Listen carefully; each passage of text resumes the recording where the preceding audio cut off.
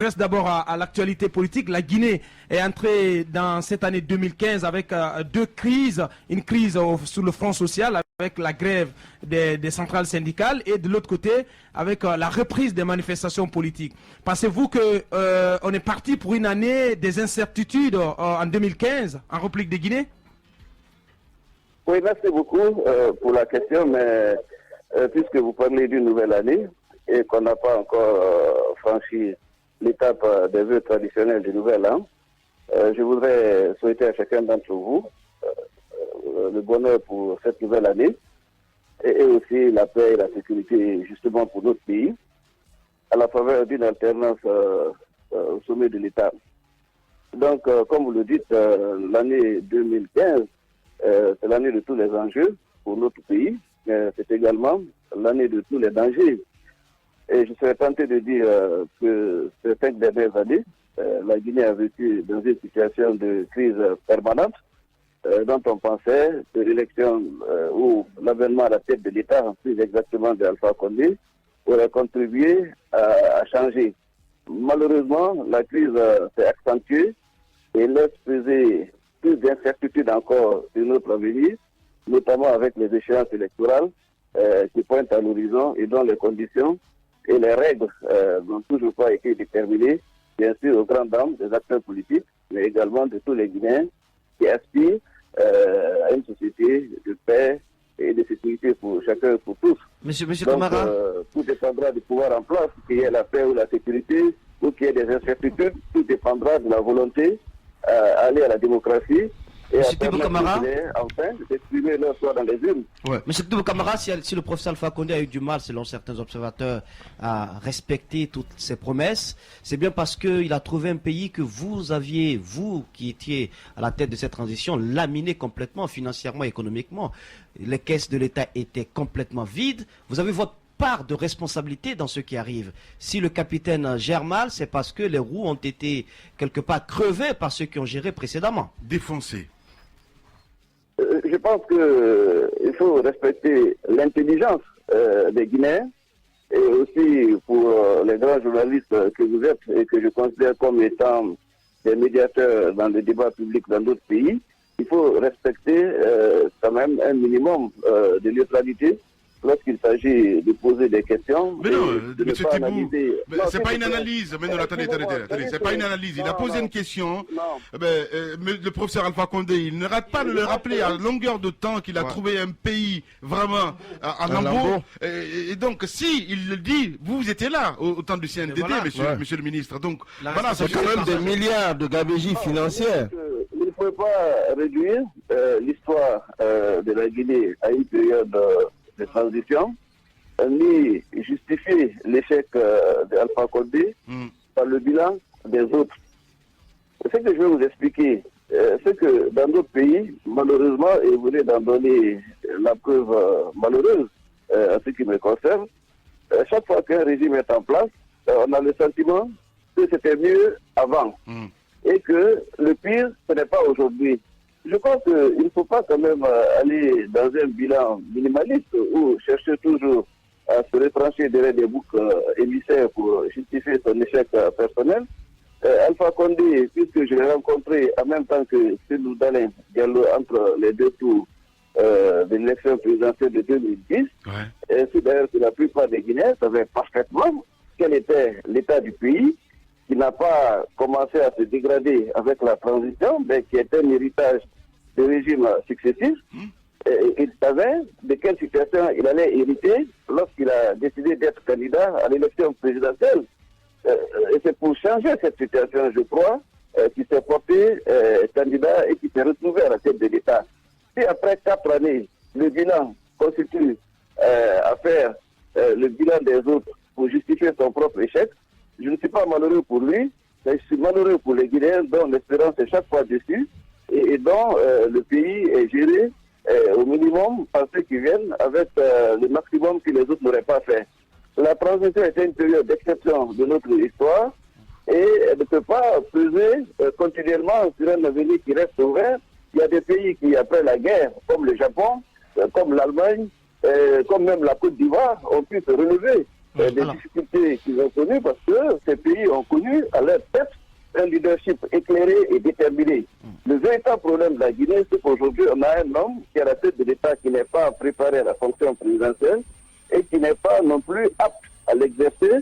Et malheureusement, il s'est entouré également d'une équipe de néophytes et de novices, beaucoup plus préoccupés par des agendas personnels et qui s'investissent dans un one-man show pour préparer sans doute un avenir incertain, que de travailler à améliorer le quotidien des Guinéens. Nous n'avons pas de président, nous n'avons pas de gouvernement, nous n'avons pas de patriotes dont le souci est d'aider la Guinée à devenir un pays normal comme les autres. Voilà. Monsieur Thibaut Kapli, ancien ministre d'État ici en Guinée. Allez-y, Moussa Moïsa. Monsieur Thibaut, selon les informations que nous avons entre vous et le professeur Alpha Condé, à l'époque quand il n'était pas encore chef de l'État, les rapports n'étaient pas aussi graves. Les rapports étaient pas aussi au beau fixe, mais ça n'avait pas une certaine, c'était pas dans un contexte bestial, entre guillemets. Aujourd'hui, on estime que si ça s'est dégradé complètement, c'est parce qu'à la fin de cette transition, lorsqu'il a été investi, il y aurait eu des manœuvres pour vous empêcher de quitter le territoire guinéen. Et donc il aurait fallu, on a vu de comprendre, parce que les rumeurs tuent à petit feu, et qu'il aurait fallu l'intervention du chef de l'État gambien pour qui aurait mis une pression afin que vous puissiez sortir du territoire guinéen, sinon une arrestation était en cours. Est-ce que vous pouvez nous expliquer ce qui s'est réellement passé? Qu'est-ce qui a dégradé ce rapport? D'abord, je voudrais dire que moi, je n'ai pas de problème personnel, heureusement, avec le professeur Alpha Condé. Je peux même considérer et dire qu'il fut, dans le passé, un ami et quelqu'un qui m'a été très proche. Comme beaucoup de Guinéens, j'ai soutenu le combat qu'il menait dans le cadre de son opposition au régime pour l'avènement de la liberté et de la démocratie dans notre pays. Et ce que je regrette aujourd'hui, c'est qu'il foule au pied toutes ces valeurs pour lesquelles il s'était battu et pour lesquelles nous l'avons également soutenu. Je veux dire qu'il ne faut pas que le débat dans notre pays continue à porter sur les personnes ou les relations entre les personnes. Aujourd'hui, quelle que soit la chapelle politique à laquelle on appartient ou les convictions qui sont les nôtres, il y a un certain nombre de valeurs qui me semblent qui peuvent être communes à chacun d'entre nous. C'est celle de faire en sorte que la République et ses valeurs soient au-dessus des considérations personnelles ou des émotions que les uns et les autres peuvent avoir. Donc ce que moi je demande, c'est de la justice pour chacun, de l'égalité entre les citoyens. Bref, que la démocratie s'applique et que tous les citoyens, quels qu'ils soient, aient les mêmes droits et les mêmes devoirs. Voilà. Donc, en clair, monsieur le ministre, le débat sur l'angle de la relation personnelle avec Alpha Condé, nous nous battons monsieur le pour ministre, que dans notre pays triomphe une société de justice, d'égalité entre les citoyens. C'est voilà. Non, mais c'est bien l'idée de la démocratie, mais on a juste envie de comprendre. On n'a pas tenté de vous arrêter avant de partir. Non, ce que je voulais dire, c'est que d'abord, lorsqu'on a fini notre mission, il me semble, puisqu'il n'y avait pas de grief particulier qui était adressé à l'un des acteurs de la transition, en tout cas à ma connaissance, nous disposions, à partir de l'instant où notre mission était achevée, de notre liberté d'aller et de venir. Bien sûr. Mais à la discrétion d'Alpha Condé, donc un fait du prince, il a décidé que certains d'entre nous, même si c'était contraire à notre volonté, devaient rester en Guinée. Donc c'est comme ça, lorsque...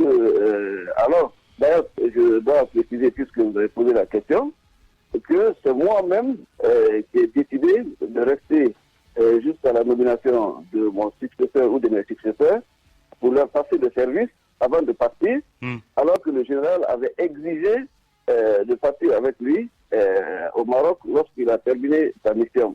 C'est moi-même qui ai convaincu le général de me laisser passer le service, parce que c'est ça la tradition, avant de partir. Et Alpha Condé, je le précise, s'était engagé solennellement auprès du général, alors que le besoin même n'était pas là, puisque à partir du moment où je passais le service, je devenais un citoyen parmi tant d'autres et que je recouvrais pleinement le droit d'aller et de venir, que j'avais parfaitement lorsque j'étais dans mes fonctions également. Donc Alpha Condé s'était engagé auprès du général que si je passais le service, je serais libre de partir, alors que cette caution n'était pas nécessaire. Mais c'est pour vous dire qu'en plus de ma volonté de rester pour passer le service, Alpha Condé avait donné sa parole au général que je serais libre de partir. Mais comme d'habitude, il n'a pas respecté sa parole et on a dû aller à la confrontation pour que je puisse sortir du pays. Parce que c'est de cela qu'il s'agit. Vous parlez de confrontation, mais quelle confrontation, monsieur le ministre? Il m'a empêché de sortir du pays. Bien. Et finalement, puisqu'on n'avait pas totalement quitté le pouvoir et qu'on avait encore quelques fidèles au sein notamment des forces armées, ces fidèles se sont mobilisés contre l'injustice dont j'étais victime et ont forcé ma sortie du pays en occupant l'aéroport. Et puis d'ailleurs, je dois dire aujourd'hui que le général Nourikam paye en partie le prix de cette participation à mon exfiltration du pays. Bien. Parce qu'Alpha Condé n'a jamais digéré, il a considéré cela comme un affront personnel. Et il dit d'ailleurs à beaucoup de ses visiteurs... Est-ce que cela ne s'explique pas? Cela ne s'explique pas. Donc, comme un casus belli, que mes amis du CNDD aient forcé la situation pour me sortir du pays contre sa volonté de m'assigner à résidence pour des raisons jusqu'à aujourd'hui inconnues. Voilà. Est-ce que cela n'explique pas peut-être vos rapports avec Ella Seloudalen Diallo, parce que on a dit à un moment que vous étiez avec l'UFDG, monsieur le ministre? Monsieur Seloudalen fut un ami avant qu'il ne s'engage en politique et qu'il ne soit à la tête de l'UFDG. Il continue à être un ami. Maintenant qu'il est à la tête de l'UFDG et qu'il est devenu un opposant au régime en place. Et quels sont vos rapports aujourd'hui? Je ne choisis pas mes amitiés en fonction de l'engagement personnel des uns et des autres, mais à partir des convictions et des valeurs que nous partageons. Alors, M. Tibou Camara, allez, on vous entend pas, Ahmed, voilà. Allez-y. Alors, vous avez signalé tout de suite que le général avait demandé au professeur de vous laisser sortir. Alors, si le général demande au professeur de vous laisser sortir, c'est qu'il y a quelque chose. Cette chose, c'est quoi exactement? Non, je crois qu'il y a un malentendu. Je vous ai dit que nous avons accompli une mission qui nous a été confiée dans le cadre de la transition. Normalement, s'il n'y a pas de grief, s'il n'y a pas de charge, s'il n'y a même pas de suspicion, à partir du moment où on accomplit notre mission, on redevient citoyen comme tous les autres, avec la liberté d'aller et de venir. Mais puisque le président qui venait d'être investi dans ses fonctions a décidé que tous ceux qui avaient géré avant qu'il ne soit au pouvoir devraient être assignés à résidence, en attendant que certaines vérifications d'usage soient faites, on nous a demandé de rester à Conakry. Voilà. Mais le général avait souhaité que je parte avec lui. Je me suis opposé à ce vœu en disant que c'était tout à fait normal que je reste pour passer régulièrement le service à mon successeur ou à mes successeurs après. Tibou Camara, donc en direct chez les GG ce matin. Alors, monsieur le ministre, revenons un peu à des questions beaucoup plus actuelles. Nous sommes dans la perspective des élections prochaines. L'opposition reprend la rue, la tension monte crescendo. Est-ce que pour vous, l'opportunité des manifestations est-elle avérée? Et est-ce que pensez-vous que dans le contexte actuel de notre pays, les élections prochaines peuvent se tenir à la date? D'abord, je dirais que c'est un scandale pour notre pays, que chaque fois les élections donnent lieu à des tensions que moi personnellement je juge inutiles, parce que normalement, partout en Afrique aujourd'hui, c'est vrai avec plus ou moins de tensions, mais les élections arrivent à se tenir et les résultats, puisque les conditions de transparence et d'équité sont créées entre les acteurs, les résultats arrive à être accepté à toutes les parties. Mais il se trouve que dans notre pays, on change les règles de jeu chaque fois en cours de jeu, au point de créer une crise de confiance entre les acteurs et de laisser peser une suspicion sur le processus électoral et donc de conduire à une impasse électorale. Il est évident aujourd'hui que l'opposition a épuisé tous les moyens et toutes les voies de recours pour obtenir les conditions de transparence et d'équité dans les prochaines élections, qui constituent quand même, pour la démocratie dans notre pays, un enjeu important. Donc, elle n'a plus d'autre recours que de prendre la rue. Et il faut dire d'ailleurs que le seul langage que le pouvoir en place entend, qui est dans une logique de rapport de force, qui est dans une logique de confrontation depuis qu'il a été installé ces 4 dernières années. Donc les manifestations constituent le seul recours pour l'opposition et c'est la seule solution pour arriver à obtenir un minimum de conditions pour les élections cette année et qui devrait rétablir encore une fois de plus la justice dans le processus électoral et la vérité dans les urnes. Bien. Monsieur le ministre, en tout cas, grand merci d'avoir accepté notre invitation ce matin. C'est moi qui vous remercie et je vous souhaite bon courage dans le travail qui est le vôtre et qui est extrêmement difficile dans un contexte d'intolérance politique. Mais ne baissez pas les bras, car vous êtes aussi un véritable espoir pour la préservation d'une démocratie encore fragile dans notre pays. Merci. Bon courage et félicitations pour le travail. Merci beaucoup, monsieur le ministre. Voilà, Thibou Camara qui était donc en direct chez les GG. Voilà, allez-y, franchement, 30 secondes, 30 secondes. Allez-y, Abaka. Non, mais je pense que c'était responsable, cette communication de Thibou Camara. Et, beaucoup pouvaient s'attendre à beaucoup plus alarmiste, mais vous savez que dans ses précédentes communications, Thibou Camara est quelqu'un qui fonce droit fonce là-dedans, mais il est resté quand même sur la ligne de la promotion des libertés publiques, mais aussi d'une démocratie et d'un état de droit dans notre pays. C'est ce qui est important. Allez, un mot à dire. 30 secondes, allez-y mon grand, allez-y. Alors, 2 choses m'ont attiré l'attention. La première, c'est que quand on a parlé de transition, il a voulu justifier en quelque sorte les gabegies financières que l'on a pu constater au terme de cette transition. C'est quand même pas... La transition ne justifie pas pour autant la gabegie financière. L'autre chose que j'ai dû remarquer, si le professeur Alpha Condé a passé un deal avec le général Sekouba Konaté pour que Thibou ne soit pas inquiété, pourquoi passer un deal alors qu'il venait d'achever une transition? Ce sont des questions à se poser. Merci beaucoup, allez-y. Permettez-moi de profiter de mes 30 secondes pour vous drainer avec moi sur la question de la gestion des ordures à Conakry. Je veux pas dire qu'on respire, mais on peut quand même essayer de mieux respirer à Conakry aujourd'hui, parce que depuis que la gestion des ordures a été arrachée à la besace du gouvernorat de Conakry et confiée au ministère de l'administration du territoire, il y a un engagement citoyen.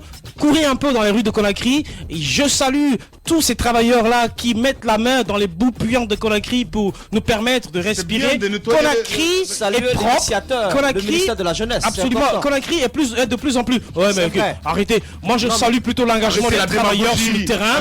Les travailleurs sur le terrain qui travaillent sans équipement, certains sans gants, mais qui sont quand même très engagés en cette période d'Ebola à nous désinfecter les égouts. Conakry respire de plus en plus. Cela veut dire que ce ne sont pas forcément le non-engagement des citoyens qui fait que Conakry est resté sale, mais c'est la gestion au plus haut niveau, parce qu'aujourd'hui, on voit que Conakry, ça va mieux. Merci beaucoup. Du point de vue sanitaire. Je veux soulever une réflexion. Lorsque dans un pays, des journalistes fuient à cause du fait qu'ils n'ont pas confiance ou qu'ils ont peur de la justice qui peut leur être appliquée. Lorsque dans un pays, des opposants en termes d'idées ne peuvent pas être présents, commencez à vous inquiéter de la nature de ce régime-là. Merci beaucoup mon grand Tamba, toujours original, trop fier de toi. Allez-y. Tout ce que je veux dire, c'est que la gestion des ordures reste un combat qui n'est pas encore gagné. On continue de le faire. Il y a de l'avancement. Lorsqu'il y a de l'avancement, d'accord, c'est parce que le projet existe. Le projet des filets socioproductifs, c'est du ministère de la Jeunesse. Ce n'est pas de la démagogie, la Grassi. Quand c'est bon, c'est bon. Quand c'est pas bon, on me connaît pour cela, je le dis. Voilà. Alors moi, je voulais signaler que c'est vrai qu'on a écouté M. Thibou Camara, mais moi, je ne suis pas du tout satisfait. Moi, je pense qu'on ne nous a pas encore tout dit. Pourquoi est-ce que le général dit en sortant non, monsieur le... Il va écrire un livre, il a dit. Monsieur Alpha Condé, laissez sortir Thibou Camara. Thibou Camara, s'il vous plaît, mal compris. Il n'a pas parlé en chinois. Il a dit qu'il...